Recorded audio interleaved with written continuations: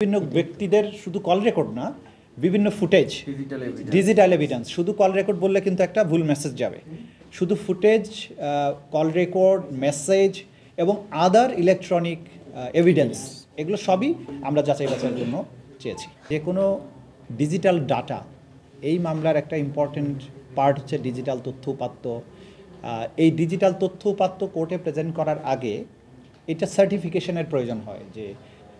যে কোনো অথরিটি, বাংলাদেশের সার্টিফাইড অথরিটি হচ্ছে আমাদের সিআইডি, সেখানে তারা এই ডিজিটাল এভিডেন্সগুলো সার্টিফাই করেন যে এটা আসলে সঠিক কিনা, এটা সঠিক জায়গা থেকে রেকর্ডেড হয়েছে নাকি এটা ভুয়া, অথবা এটা কোনো এআই দিয়ে বানানো কিনা।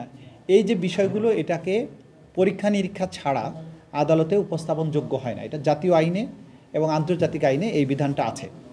সেই ক্ষেত্রে আমরা হিউজ পরিমাণ ডিজিটাল এভিডেন্স কালেকশন করেছি। আপনারা জানেন যে ভিডিও ফুটেজ, বিভিন্ন জায়গার সিসিটিভি ফুটেজ, বিভিন্ন মোবাইলে ধারণকৃত ভিডিও, বিভিন্ন জায়গার কল রেকর্ড, মেসেজ, বিভিন্ন সংস্থার কাছ থেকে, বিভিন্ন ব্যক্তির কাছ থেকে, বিভিন্ন সোর্স থেকে, সংবাদ মাধ্যম থেকে এগুলো আমরা পেয়েছি, এগুলো কালেকশন করেছি। এই যে কম্পাইলেশনের পরে আমরা এখান থেকে বেছে বেছে সেই ভয়েসগুলো, সেই ভিডিও ফুটেজগুলো, সেই দৃশ্যগুলো, সেই মেসেজগুলো, এগুলোকে ডিজিটালি ফরেন্সিক করার জন্য সিআইডির কাছে পাঠানোর ব্যাপারে সিআইডিকে এটার ফরেন্সিক রিপোর্ট দেওয়ার জন্য একটা নির্দেশনা চেয়ে একটা পিটিশন মুভ করেছিলাম।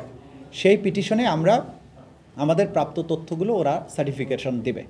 সেই ক্ষেত্রে ওনারা যদি কারো বিশেষ কোনো ব্যক্তির নাম বলে থাকেন, সেটা কোনো বিশেষ ব্যক্তির না, আসলে ওভারঅল সমস্ত এভিডেন্সের ব্যাপারেই আমরা পার্ট পার্ট করে তাদের কাছ থেকে ডিজিটাল ফরেন্সিকের টেস্টের জন্য আমরা সেখানে পাঠাচ্ছি। এই মর্মে কোর্টের কাছ থেকে আদেশ নিয়েছি।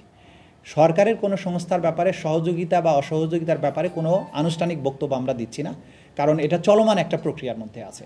বিভিন্ন জায়গায় চলমান প্রক্রিয়া আছে, তথ্য সংগ্রহ চলছে।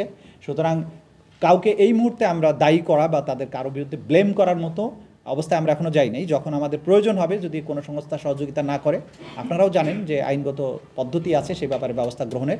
সুতরাং এখানে সব কিছু আছে। এটা বিশেষ কোনো ব্যক্তির শুধুমাত্র এটা বলা যাবে না, একজন ব্যক্তির না, এটা বহু কিছু সমন্বয়ে এভিডেন্সগুলো আছে।